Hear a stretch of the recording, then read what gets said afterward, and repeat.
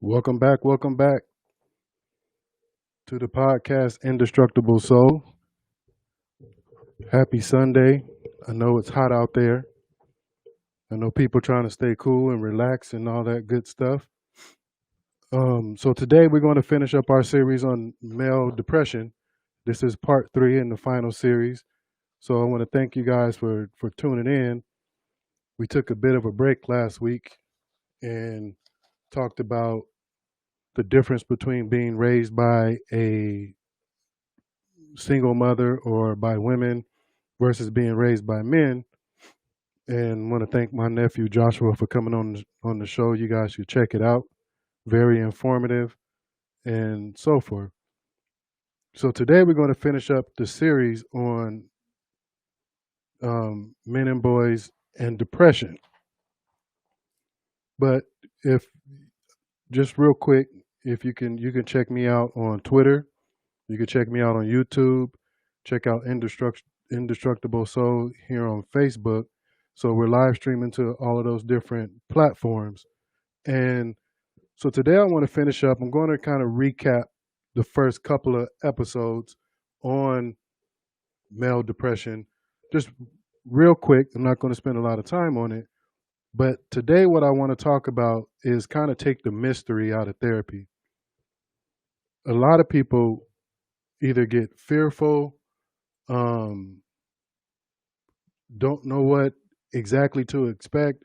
I'm going to give you some pointers in terms of when you're looking for a therapist, what questions to ask, what depending on what you want to get out of therapy, what you should look for, but then also talk about you know the right questions to ask when you're seeking therapy.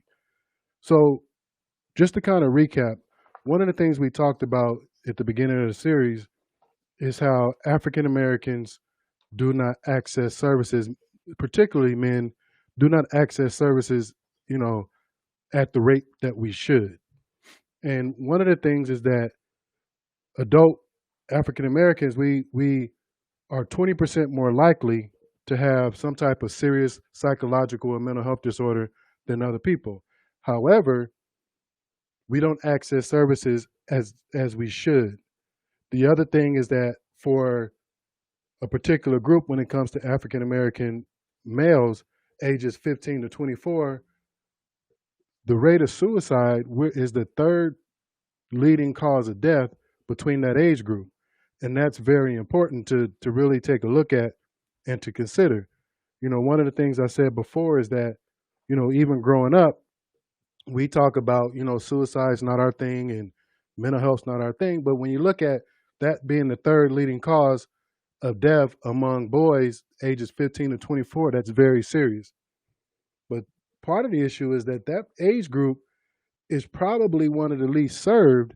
And the only time they come into the system or the only time they get services is if they're in some type of trouble. And that's problematic. And then also one of the things we want to take a look at is that part of the reasons why our mental health is, you know, not being treated is because there's still that stigma in the black community that, you know, going to therapy, that's a white thing. Going to therapy, it doesn't work. Those people don't know what they're talking about. It's for crazy people. I'm not crazy. So the first thing we have to do is really to begin to remove the stigma related to not only mental illness, but also seeking therapy. On the second show, we talked about how, and you guys can go back and look and check out the other shows, but we talked about the anatomy of depression, kind of how depression works. There's a stressor, which generates some negative thoughts, negative feelings, and we begin to have physical symptoms, and then there's a behavior response. That behavior response could be, well, one of the most extreme is suicide or attempting suicide. It could be indulging in drugs, substance abuse, crime, other behaviors that are, isolation from your family. self-loathing, and just overall destructive behaviors. And then we talked about how mental illness or depression is generational. Just like we pass down other traditions, we also pass down mental health or mental illness, how we respond to the world, how we look at the world, all of those different things.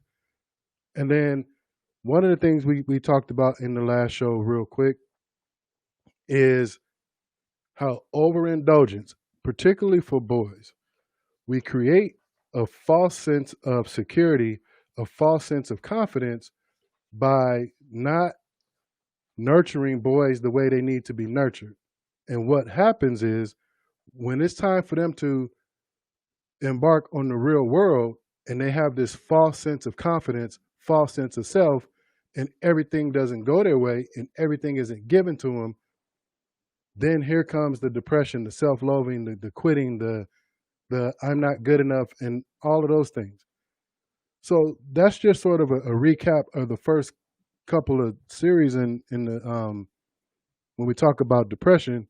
So today, one of the things I want to guide you through how therapy works, what questions to ask if you're looking for a therapist, and making sure that you find the right therapist for you. Now, what does that mean? That doesn't mean go out and find a therapist that's going to tell you what you want to hear, that's going to join you on the pity pot, that's going to assist you in staying stuck. You want to find a therapist that's going to allow you to work through your issues, help move you along, and help you get better. Now, here's the thing. Depression is absolutely treatable. It is something that can be treated, whether it's through medication or whether it's through psychotherapy. It is absolutely treatable. However, it's something that you cannot sit on. And what I mean by you cannot sit on is the longer you indulge or as long as you stay in that space, the harder it's going to become, it's going to be to get out of that space. And here's what I mean by that. So, like I said before, there's situational depression. So what I mean by that, something happens, it creates a feeling, we go into a depression. We lose a job, we lose a loved one, we lose a relationship, something happens. And therefore, we go into this cycle of depression. If we stay with that train of thought, if we stay with those behaviors for 3 months, 6 months, 9 months, a year, 2 years, 3 years, to the point where it becomes a lifestyle, it's going to be a lot to come up out of that depression. And it's going to be a lot harder because now what happens is my thoughts, my behaviors, basically it becomes a self-fulfilling prophecy where now I react to the world a certain way, and that what I get back reinforce those thoughts that I'm not good enough, that the world is against me. Whatever negative thoughts that come with your depression, what happens is the longer you stay in it, the longer it's going to be, the tougher it's going to be to get up out of that. So today is about taking the mystery out of therapy, asking the right questions when you're looking for a therapist, what you're searching for, and I'm going to give you a little bit of insight into how I generally approach therapy. I can't speak for approach depression. I can't speak for other therapists, but hopefully how I approach it will give you some insight. Just a little bit of insight into how therapy works. So, one of the first things that I like to tell my clients is that there's no magic in therapy. And here's what I mean by that. Therapists aren't witch doctors. We aren't witch doctors. We're not going to say or do anything so profound that you're going to walk out of here and the world's going to change. We're not going to lay hands on you. We're not going to give you a book to read. And then all of a sudden, everything changes. With therapy comes work, and there's no magic. And here's what I mean by it. Therapy can be magical when you have a breakthrough and it changes your life. but we're not witch doctors. So therefore, you don't have to worry about somebody coming here brainwashing you and all of a sudden things are going to get better. And the reason why I tell my clients that is because I want them to be empowered and to understand that they have the power, they have the ability to get out of this state of mind. No one controls your mind better than you. And one of the things when we talk about brain power, simple brain power, I tell people all the time, the brain, the mind, the thought process is probably one of the most powerful forces on the face of the planet. And you could check the Bible on how powerful the brain is. So therefore, if something happens and I generate a thought that generates a belief, that generates a feeling, not only will my body react to that, whether it's real or not, but it will show up in my life. So if I think positive, positivity will show up in my life. If I want something, if I'm trying to reach a goal and I think on it hard enough, and then I put that into action and it becomes a feeling and it becomes a behavior, it shows up in my life. Here else is how powerful the brain is. You can think something long enough and believe it long enough that the body will have a reaction as if it's real. And that's when we get into trauma and all of those things. The brain is a very powerful thing.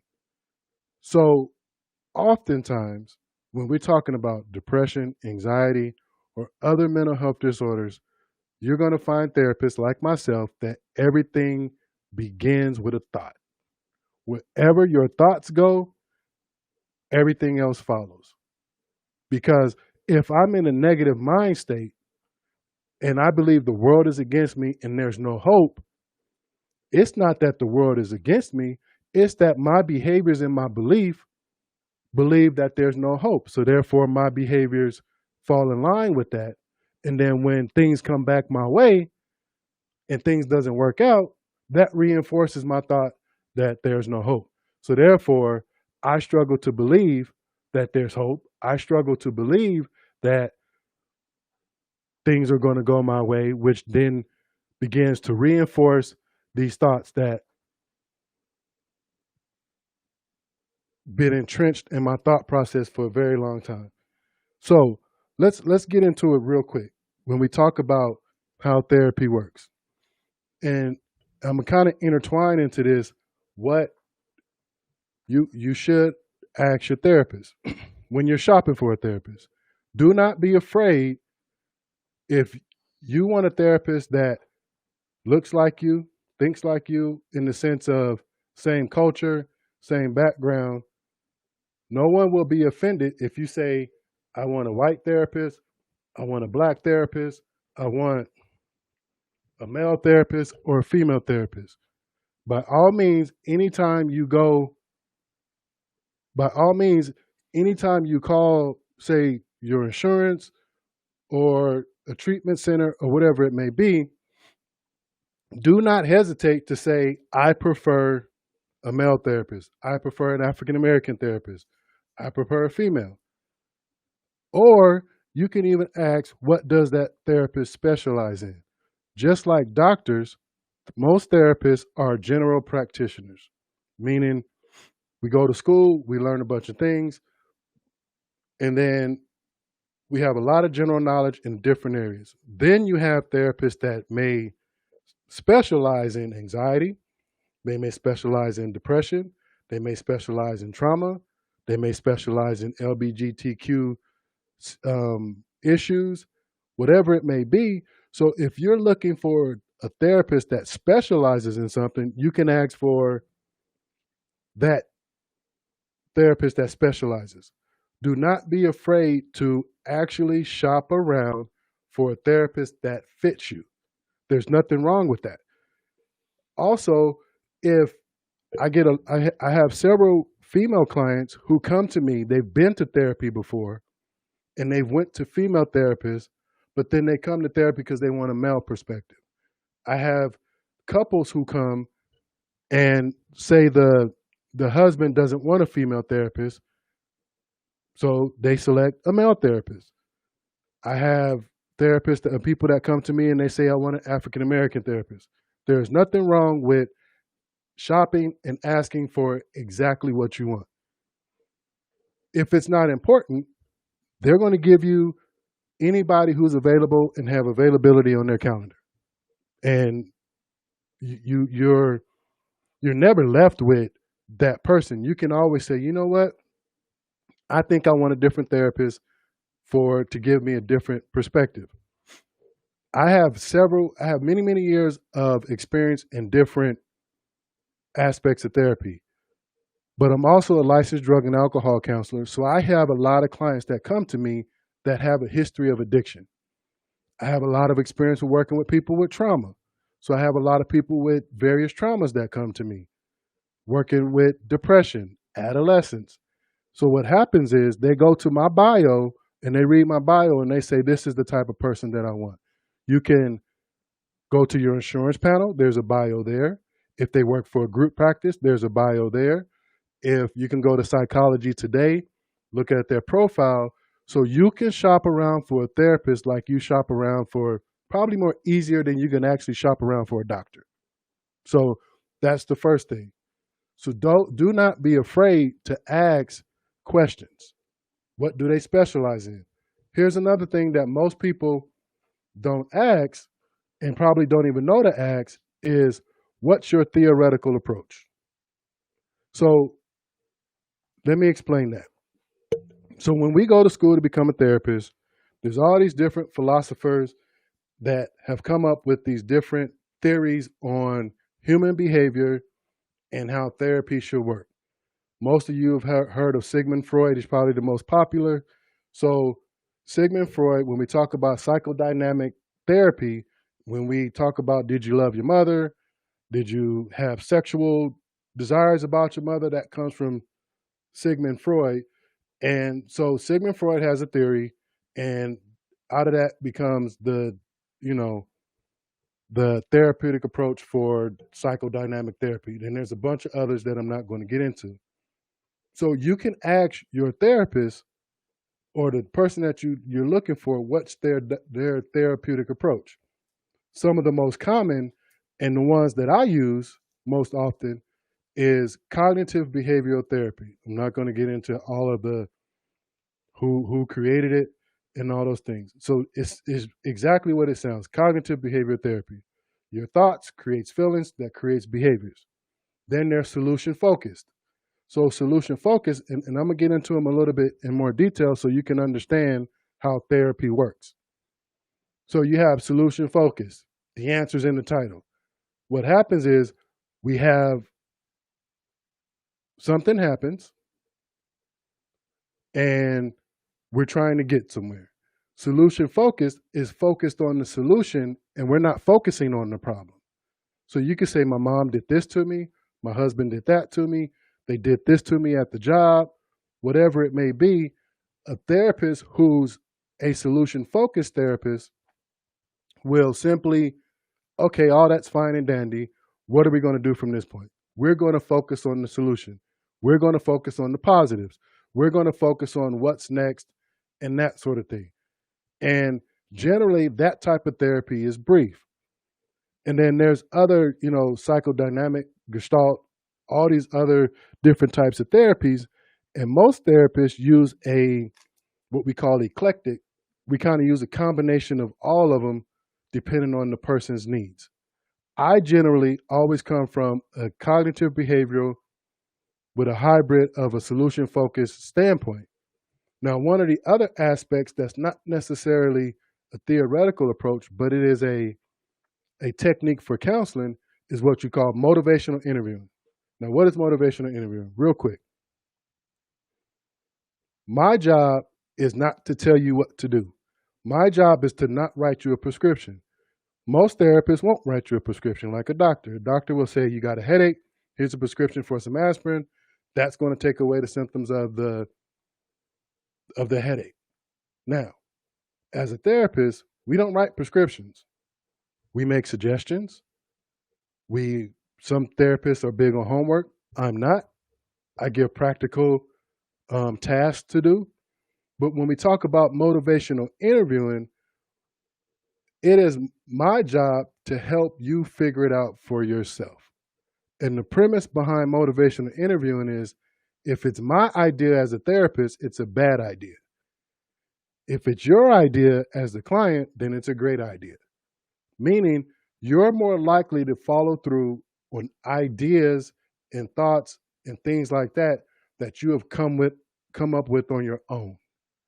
It's not my job to tell you what to do. And here's a quick nugget on that. Have you ever given somebody an idea or told somebody an idea? And you might say, well, okay.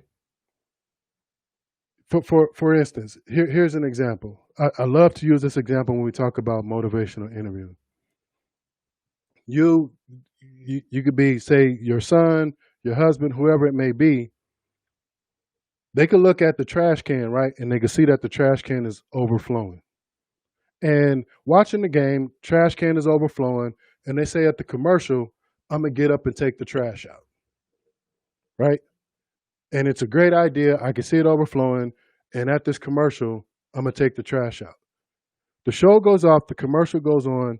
Someone walks in the door, mom, wife, or whoever it may be, and be like, hey, you see the trash can overflowing? Take the trash out. Guess what happens? It no longer was your idea.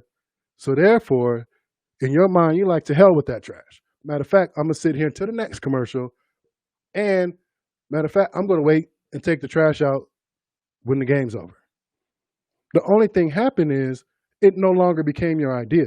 And that's the same premise around changing your life. When it's someone else's idea, it becomes very difficult when it's someone else's idea. But it's my job as a therapist to ask the right questions to help move you from motivation to motivation and motivation to action. So let's talk about, to take the mystery out of therapy real quick, when we're talking about dealing with depression, most therapists are going to use a cognitive behavioral approach. And this is how I personally approach it. I'm going to get some history, and you're going to tell me, when did the depression start? 6 months ago, 3 months ago, 2 years ago, 5 years ago, whatever it may be. And what I'm listening to is behavior patterns and thought patterns and some of where did this come from, but I don't really care too much about where it came from. The only time I really focus on where it came from is because I want to help you get some insight. Now, if a person is suffering from depression 6 months, year, and several years, what that tells me is that this has now become a lifestyle. And one of the things that I try to do is give very, very practical solutions, in the sense that, is your lifestyle creating your depression? Think about that.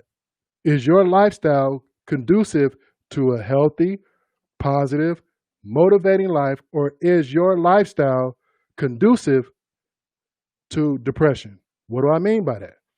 I love picking on video games, people who play videos, because I get a lot of kids and even adults that come to me and say, I'm depressed. I'm depressed. I don't know where it came from, and all of those things. And what happens is they're coming to therapy because they believe something is happening to them. They believe that this force has overcome their body, and now they're depressed and they don't know why. And so I sit back and listen, and I just gather information. And what I find out most of the time is that my lifestyle is creating my depression. There's no depression monster. There's nothing that's happening to you. And the reason why I take that approach is because I want to empower you and let you know that you have the power to come out of this. Now, so how does video games and the lifestyle of that create depression? Well, God created us to be social beings. Especially for men and boys, God created us to be active. God didn't give us stronger muscles by accident. God didn't give us this different mindset by accident. So what happens is, when I spend all of my time in front of a video game. My only interaction with other people is in video games. So now, not only have I cut myself off from the rest of the world, I now no longer know how to interact with the rest of the world.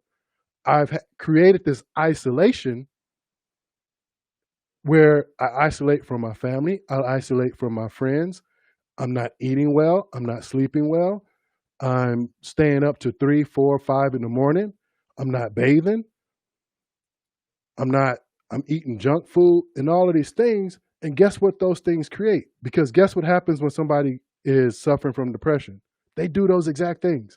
They isolate, eat bad, sleep too much or not enough sleep, and isolate themselves from people. So that lifestyle in and of itself creates depression. So I've had a client who come to me and I'm depressed, I'm depressed, I'm depressed. And he had that gaming lifestyle. Okay. Did I offer him some pills? No. Did I go back into his childhood? No. Did I tell him how bad his mother was and his father was? No. So now here I combine solution focus with cognitive behavioral therapy. What happens is, let's look at your lifestyle and the things that you're doing that are creating the depression. But what happens is now all of a sudden I can't get a date. Why? Because I'm isolated and the only dudes I talk to are on video games. So I don't even know how to relate to women. So now I'm depressed and I'm telling myself, women don't like me. Well, you haven't exposed yourself to women in God knows how long because you spend all your time in the front of a video game without bathing. So let's get off the video game. Let's bathe. Let's start interacting with your friends that you've alienated from because you've been on video games. And now that you make that lifestyle change, he comes back to me, and guess what happens? We don't have nothing to talk about because he's no longer depressed. He went out with his friends. He connected to some people, some friends that he hadn't connected with in a long time.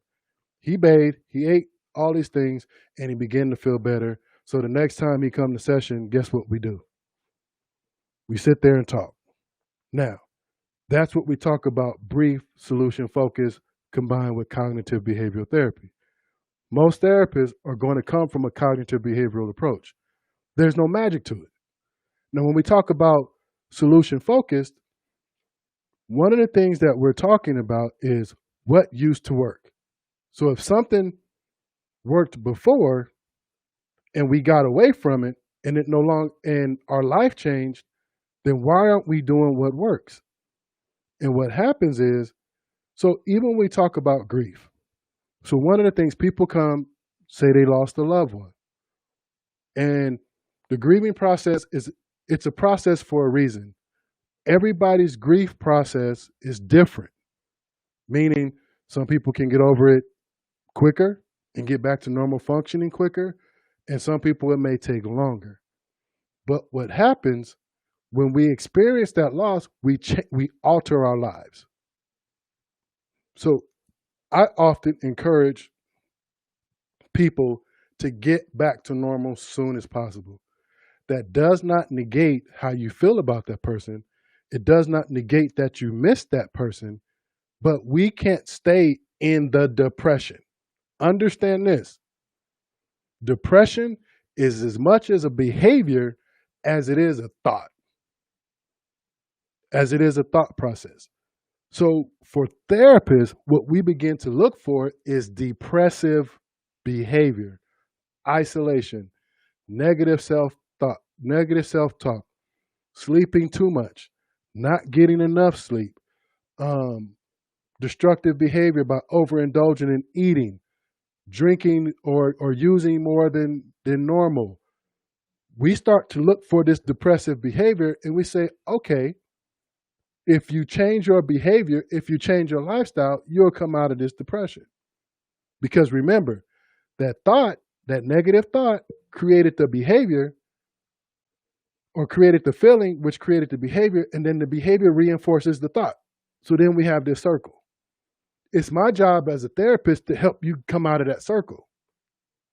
That's how therapy works. And oftentimes, guess what? You already have the answer. It's just my job as a therapist to help you figure out the answer. I very rarely tell people what to do. Very rarely. And my approach is oftentimes I ask questions and I allow you to answer them. What do I mean by that? Well, very seldom do I say you need to do this. What I ask people is your behavior, are your thoughts conducive to the lifestyle that you want? And if it's not, what changes are you going to make? Because if you're not going to make any changes, if you're not going to make any adjustments, I'll continue to take your money, but you don't see real change until you make the changes outside of therapy. And that's what I mean by there's no magic. Therapy, there's not a magic hoodoo that's going to happen. I'm going to help you figure some things out. I'm going to help you get some things off your chest. I'm going to help you connect the dots. So when we talk about generational depression that we talked about in the last episode, how did mom's response to the world in depression or dad's, how did that affect you? And how did those thoughts and beliefs get entrenched into you? Then when you're able to decipher that and process through that, now you have choice. You have choice to hold on to those beliefs, what we call in the field mistaken beliefs, or you have a choice to create new ones. And that's how, for the most part, therapy works. So yet again, there's no real magic. We're not witch doctors. All the time, it is not necessary to go delve deep back into all of your history and all of those gory details that may or may not have happened to you in order for you to get better. Now, in some cases, it's necessary for insight. It's necessary to let some of those things go. And that's when we start talking about the various traumas. But in order to get better, when we're talking about depression, sometimes it can take 1 or 2 sessions with the right therapist. But that means you have to be willing to do the work. If you're not willing to do the work, then guess what happens? You continue to come back and you say, well, this therapy isn't working. And oftentimes I have clients that come, we have a great session, great insight. But here's the thing. Here's a kicker now. Here's something I really want you to listen to. They don't follow through because it's hard. Sometimes it's hard. I won't say that. But here's why people struggle to follow through. Because if I get better, then my entire world changes. Follow me on this. If I'm a person who has suffered from some form of depression for a very long time, the world around me adjusts to my emotions. The world around me has lowered their expectations. So therefore, I don't have the same responsibility and people don't have the same expectation of me. But what happens is, now that I come to therapy and I see that things can get better, most people struggle to change, not because they don't want to, because they understand it's going to change the entire world. So imagine this. If I haven't had to work for 6 months, year, whatever, how long, because I've been suffering from depression, I go to therapy and all of a sudden I get better. Now people expect me to be a different person. Now people expect me to do better. So what happens is the fear of success steps in. And also, here's another factor. That misery becomes comfortable. It becomes what I know. So therefore, people struggle to change. And oftentimes people say, well, I'm getting sad or I'm getting depressed and I don't know why. Sometimes we have to sit down, slow down, look at our lifestyle, look at the people in our lives, look at some of the things we indulge in, And is it causing and creating depression? So when we look at treating depression, it can be some people need medication, and that's just a fact. People who are clinically depressed, they may need medication. Other people may or may not need long term therapy or what we call brief therapy. And so you coming in and finding a therapist that's going to match you, but that's going to help you is very important. Very important. So when it comes to African American men and boys, as so for instance, for parents, shop around and find a therapist that your son can learn from, that your son, I'm not even going to say relate to, but that he can learn from. Oftentimes, does he look like him? Does he come from the same place as him? But is he going to validate your son's experience? Now, I'm the type of person that when it comes to therapy, and this is particularly for young boys, adolescent kids, I always approach, when I work with kids, I approach it from a family systems approach. What do I mean by that?